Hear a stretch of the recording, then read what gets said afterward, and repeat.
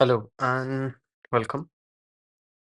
So, this is going to be the first video, and we're going to go through an introduction of private pilot ACS.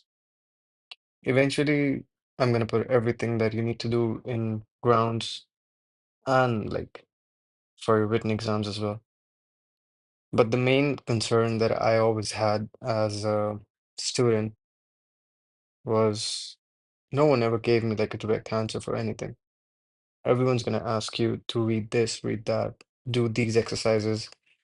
And then maybe they're going to give you the answer, but it's still going to be in a way that you might not understand it or you might not remember it. So, what my instructor did was he gave me a few tips and a few checklists and everything so that you can easily remember stuff. And also, like, you can explain stuff to other people, like, in a really easy way, which is going to be acceptable. Like, for example, through my check ride, I was giving him answers that were not by the book, but they were like so well explained that he was really happy.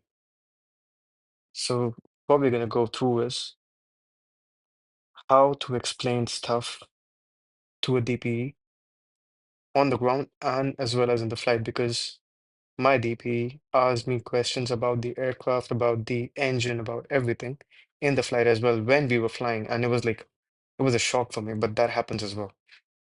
So we're gonna go through the ACS first in this video, and then like as much as people demand, I'm gonna give you the information and everything.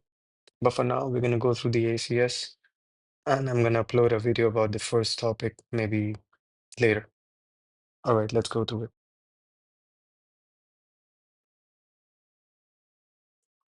So the first part of the ACS, it says pre-flight preparation, which includes pilot qualifications, airworthiness requirements, weather, cross-country flight planning, which is going to be navlog, spaces, performance and limitations, operation of systems, human factors. This is not for us. So pilot qualifications, this is going to include your privileges and limitations, medical certificates, and there are a few checklists that you need to remember. Airworthiness requirements, basically, the aircraft should be legal to fly, right? The aircraft should be airworthy to be airborne, as well as the pilot. He needs to have all his documentations and everything. Weather. Weather, for me, it was the easiest chapter because if you understand how the atmosphere actually works and what is going to impact like your flight or anything, if you know that there's like a in like liberal terms, if you know that there's like black clouds over your head, of course, it might be a little turbulent, it might be a little gusty, you might experience rain, maybe hail. We gotta keep all those things in mind when we go for a flight. And that's what we cover in cross-country flight planning. It's not just a navlog, like your instructor is gonna say, okay, this is how you make a navlog for a cross country, but that's not all you're doing.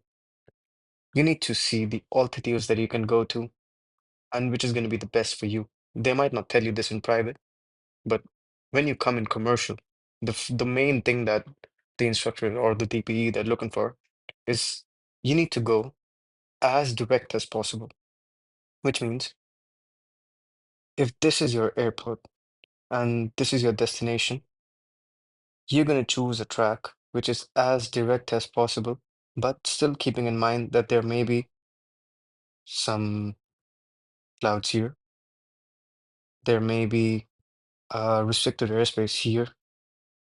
There may be an active TFR here. We're gonna go through all that. So what's gonna be the like most direct route? It's gonna be we can fly around there and go, right? That's what we're gonna do in cross-country flight planning. National Airspace System, as I said, restricted areas, TFRs, MOAs, we're gonna go through everything. performance and limitation. This is a really interesting topic, I would say, because I don't know about everyone, but me myself, I enjoyed this chapter because it's gonna like tell you how the aircraft that you're flying right now, how it actually works, how each and every little detail of the aircraft and how the engine is running and everything. Systems. Some people they think that systems is like the most difficult chapter, and I don't know why. For some, okay, yeah.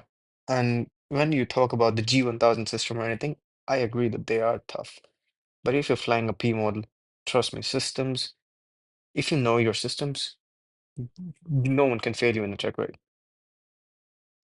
We're gonna like go through pedostatic system, we're gonna go through vacuum system, we're gonna go through everything, your hydraulic systems. If you guys do like want to see commercial stuff, you're gonna see pressurization system, landing gear, everything. Then comes human factors. Human factors is basically how well you know yourself and your body. If a person is anxious, he starts breathing really like fast. What's happening? He's hyperventilating. It's that easy.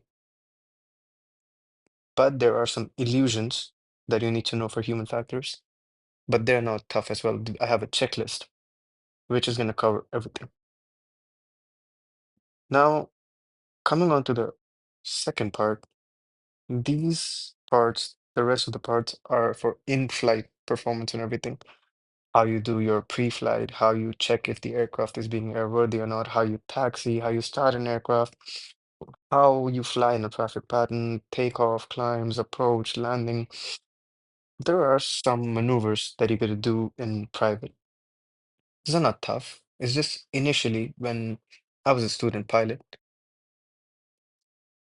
there are a few maneuvers that are gonna like get on your nerves because you don't know how the rudders work right now. You don't know how much input you're gonna give when you're like banking 45 degrees or something. But eventually, everyone catches their flow, and that's all it is. You just need to know how everything works, and then it's your practice, how much you can fly, how much you can go out and just do random bullshit with the instructor so that you can understand how the plane actually flies.